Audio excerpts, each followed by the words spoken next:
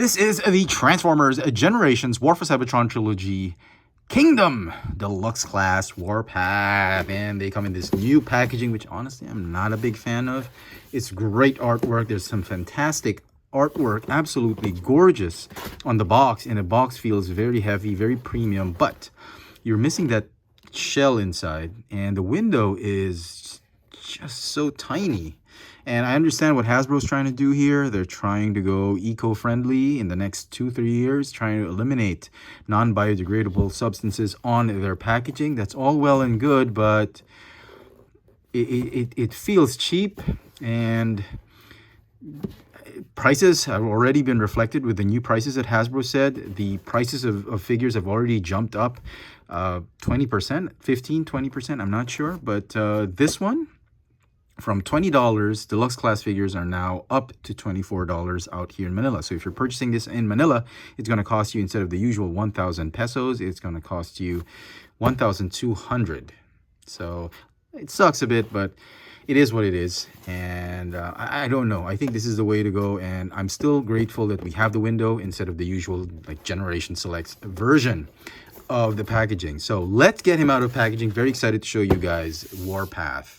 And here is Warpath out of packaging, and he turned out great, actually. I have some comments. Obviously, I'll talk about that in the end, but it's great. It's an amazing figure. We've had Warpath figures from Hasbro here and there, Takara Tomy. We've had a Legend scale. We've had a deluxe class version for Generations line, but by far, if you're really into the G1 characters, this is the best Warpath Hasbro and Takara Tomy have ever come up with. Very impressive, actually. He's got all the correct details you'd ever want. He's got all the homage to the G1 character. The head sculpt is just spectacular. I can't complain about it. I mean, that is Warpath. Some paint issues abound, just very minor, very minor, almost negligible paint issues right there with the gray bits. Should have been painted fully and not overlapping on the maroon, but very small minor issues. The maroon color actually is the most impressive thing about this figure. There are some inconsistencies, obviously, but the whole general look of the color scheme for this figure, I think Hasbro really nailed it. And to combine it with this color, it harkens so much to the old G1 toy. And if you use a little bit more of your imagination without getting into the deformed pieces like the feet being squished up and all that, he kind of looks very much like how he looked like on the cartoon. Obviously, the cartoon was a little bit more deformed in some pieces here and there, did not have a shield and all that. But for all intents and purposes, this is Warpath. This is the best Warpath we've had, and this is as good as it gets, folks. You talk about the detail of each of the figure. It goes back to the Siege and Earthrise figures we've gotten from Hasbro. Full detail everywhere, like in the back parts, front parts. They designed this figure to really scream premium in terms of the details and the paint apps. In terms of articulation, he's got a ball jointed neck.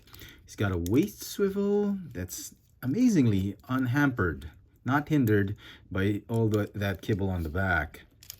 His arms can go in and out, forward, backward, bicep swivel, hinge elbow, swivel wrist. They didn't have to do the swivel wrists, but they did, so good job, Hasbro.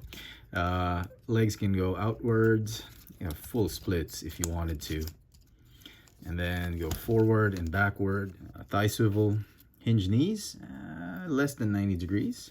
And the rocker pivot, which is just a staple for all of these War for Cybertron figures. The barrel of the gun can obviously extend if you wanted to.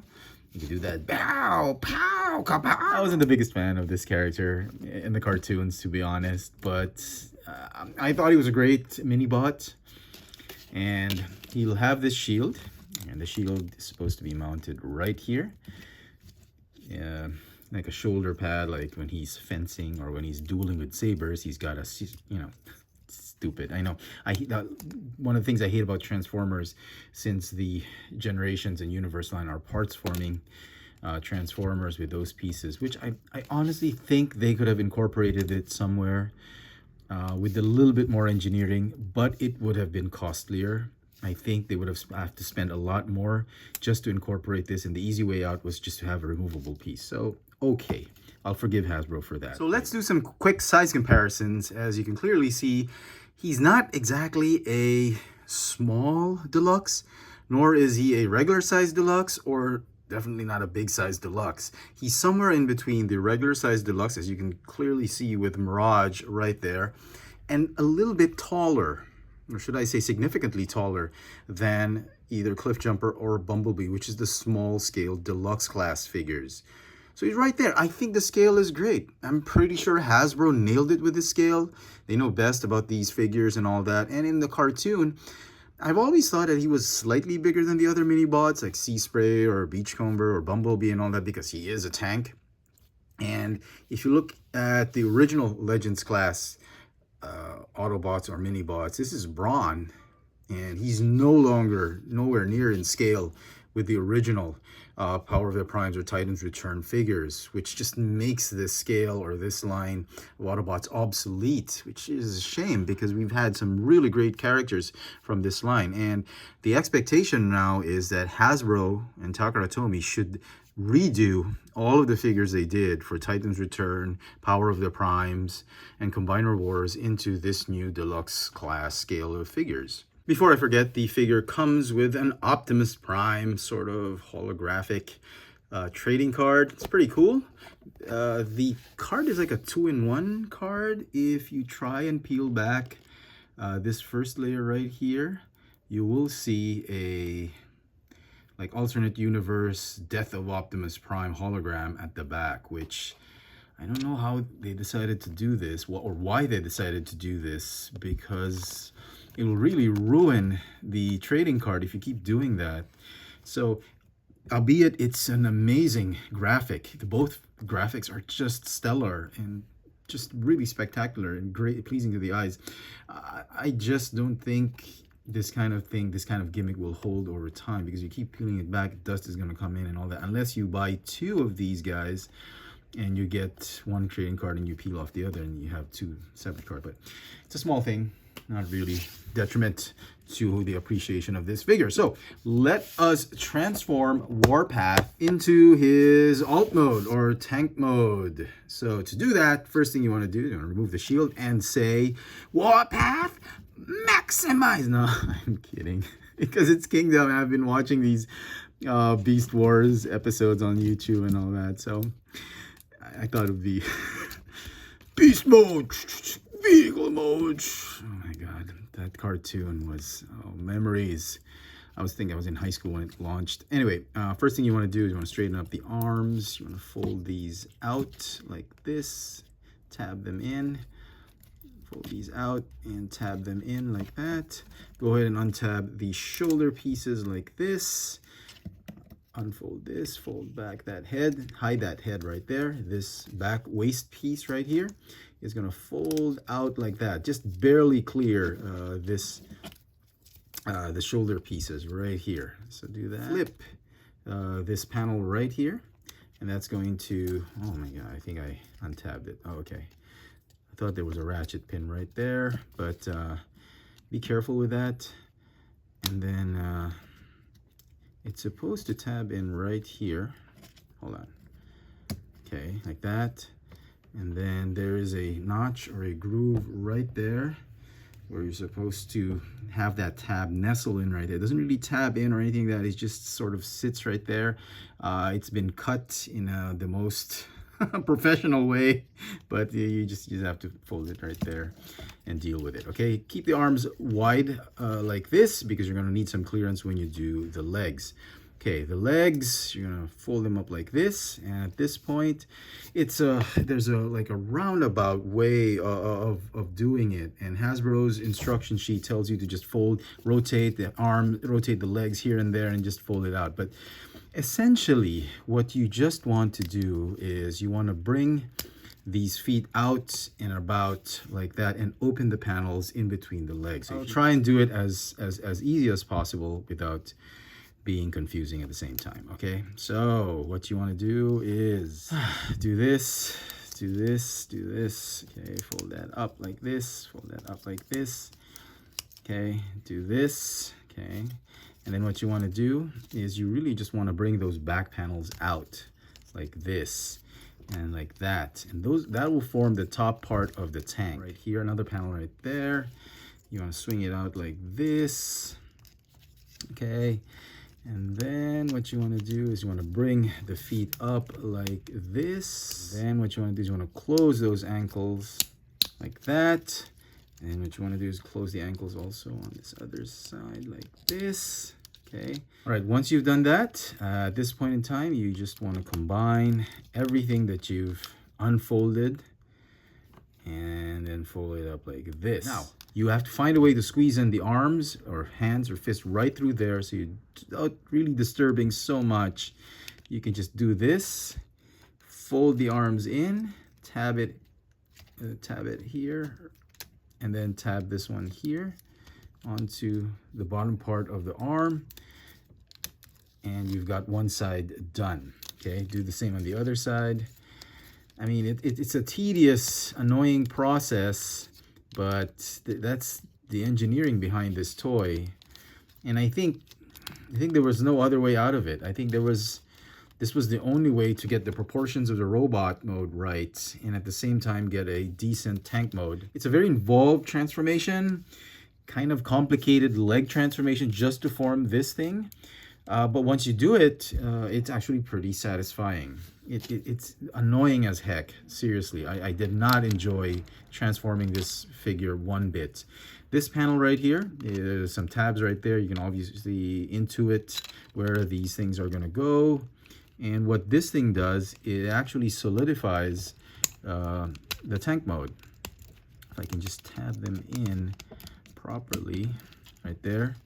That bottom part, it just solidifies that area, and at the same time it stabilizes all the pieces that were just moving about during transformation, and now it's a very solid looking tank mode. It looks nothing like a Sheridan ARA V tank, and that's what's supposed to be his alt mode in the old G1 toy. That's what it was, but in this situation it's not. I have no idea what kind of tank mode this is, but it's supposed to be a Sheridan. It does roll okay. There are some wheels right here, so okay, a solid alt mode, not too bad. And then if you compare it with another deluxe class figure like Sunstreaker. And so some final thoughts on this figure. I hate to say it, but I did not enjoy this figure. It was an absolute chore and a very tedious experience. Not an enjoyable one, transforming him and playing around with him. Now, having said that, I think it's a very, very good representation of Warpath. This is by far the best Warpath figure we've ever gotten from Hasbro and Takara Tomy. The details are spot on, the colors are spot on. Alt mode isn't as spot on as I wanted it to be, but it's very decent. The articulation is great, and overall, I think this is a great figure. And if you are really into the G1 continuity, you love Warpath, this is an absolute must-have. The figure is going to get an 8 out of 10 for me, simply because I did not enjoy the transformation, and I felt some of the pieces were too flimsy, but that is my own complaint. And I'm pretty sure you guys are going to enjoy this figure more than I did, because it's just really, really well made. The engineering of the transformation, albeit annoying at times, is actually pretty good. It's one of the best ones Hasbro's done, with the compression of the legs and all that, but I don't know. I just wish they could have made it a little bit more fun, and I honestly think they could have incorporated that shield somewhere so we don't have to have a parts forming piece. But don't let my comments detract you from purchasing this figure. You've got to pick up this figure if you're into this whole Generations line, especially if you still have this high from buying. You're still on a high from the Earthrise toys. Definitely a great addition to that. And let's face it, this is not a Kingdom toy. This is an Earthrise toy that they just packaged with a Kingdom because they didn't have time, they didn't have space or budget to put it in the Earthrise line. So with that, I want to thank everybody for joining me in this video review. Let me know in the comment section what you think of Warpath from the Kingdom line. Is he something you gotta buy? Is he a pass? Let me know in the comment section, and as always, hit that notification bell so you never miss out on any of my latest video reviews. If it's your first time here, please subscribe, and if you want to help the channel out, please check out my Patreon account. There's a link in the description box below. Thank you so much for staying till the very end of this video. It really helps us with YouTube's algorithms and traffic on the video suggestions and all that. So thank you very much for that. I just wanted to explain to everybody what I did with the video. If you've seen my model kit R2-D2 video, you probably noticed that it wasn't as bright anymore. I've sort of kind of fixed how it was done. Somebody had mentioned, a couple of you guys, 2 or 3 of you guys had mentioned and commented on fix the issue by turning off the HDR setting on the iPhone 12. And that really helped a lot because that's exactly what I did. If I can just show you right now very quickly with a screenshot what I did. And right there, just flicking that switch changed everything, and it removed all the problems. The overexposure of the video was gone, and I'm hoping that for the rest of these videos that I make, everybody will have a easy time watching it, and you know, those your eyes are not going to get hurt anymore. I do apologize. It took 5 videos, trial and error, just to figure it out. And thank you so much for suggesting the HDR setting be removed and turned off. It really worked wonders. So until next time, thanks for watching.